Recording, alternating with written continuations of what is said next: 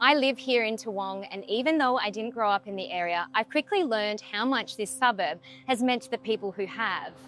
I've heard stories about what it once was and how long it's been sitting forgotten, and I know many locals are wondering what its future will look like.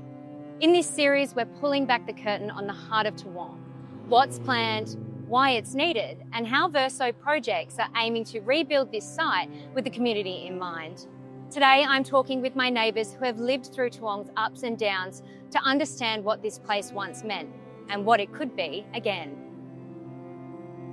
So we're 5 generations in Toowong now.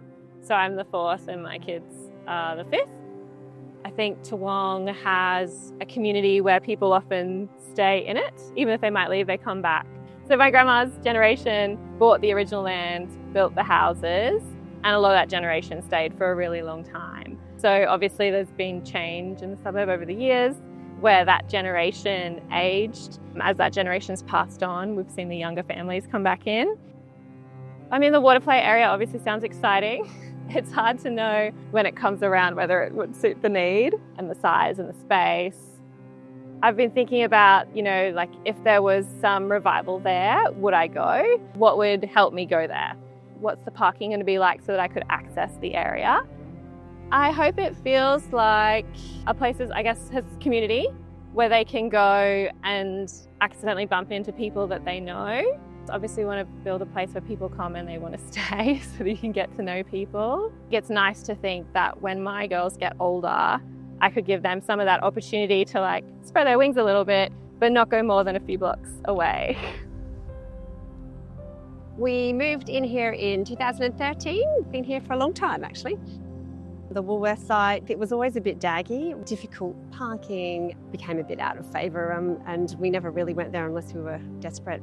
This area really needs some kind of a family-centred space. There's Anzac Park and Rocks Riverside a bit further away, but not in this actual area that's easy to get to. So if there was somewhere to go, we could sit and have a coffee and the kids could play, then we're more likely to go there. I hope it is a place that they can meet their friends when they're older and hang out that's like you're getting in at Fish Lane, which attracts young people but also older people and is really nice to look at as well.